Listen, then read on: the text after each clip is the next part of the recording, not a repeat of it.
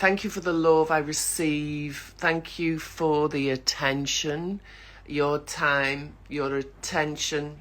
They are priceless, absolutely priceless. And the fact that you're spending time listening to me now is such a... I feel honoured, I feel humbled, actually, that so many people pay me attention. I do feel very humbled by it, because I pay me lots of attention. And I believe you should pay you lots of attention. And so to be aware that I am being watched, listened to, I'm being paid attention to by like hundreds, if not millions of people. I missed out the thousands then, didn't I? Hundreds, if not millions. It's very humbling. And it's also it's confusing and infuriating as well, because I know if I hadn't had my appearance fucked up by this condition, and if I hadn't had this weird life circumstance of appearance and ability, and then having the voice that I've got, that without that combination, there wouldn't be as many of you intrigued and curious and also supportive of me.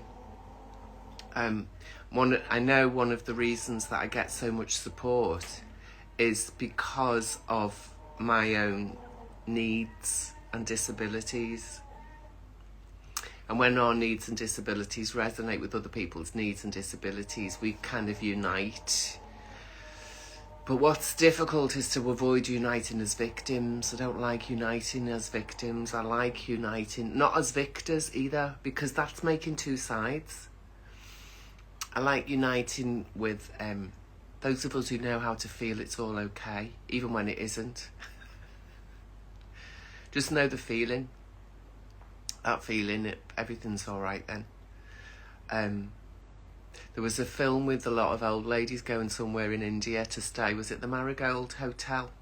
Revisited, or one of those, part 2, or it could be part 3. Anyway, one of those Marigold Hotel things. And there was a young lad, and he kept saying, "Oh, everything will be all right in the end. If it's not all right, it's not the end." It's that's I think what I really hold dear. I value really highly that others are able to know if it's not all right, it's not the end. That there's the light at the end of the tunnel, that the shenanigans, even though it's constant and it's consistent, that there's this other layer or level of existence, or maybe it's a dimension, there's another dimension of existence that lives at the same time as all the shenanigans.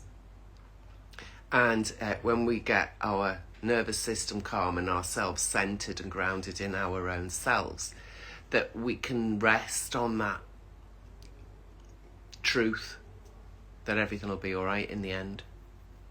And that there is this place, if we just want everyone to be all right now, just want to be all right now myself, I just want to be all right, I just want my eyes to be all right, I just want you to be all right, I just want everyone to be all right. And not because I want you to be all right, because I want my environment to be all right, and you're in my environment. And so what I feel really humbled by is that I've attracted a lot of people who do that for me, who help me remember there is a level, there's a dimension with which everything is okay right now. Everything is all right as it is right now. It just is as it is right now. So a level of acceptance. And not a level of like glee and joy and celebration and all, because they're like real high vibe. So it's really good to be able to high vibe, but it's not realistic when you've got a bailiff knocking down your door, or you've got a doctor with a life-ending diagnosis about to be delivered, or you've got news about someone you love dearly that you don't like. You don't like the news, not the person you love dearly.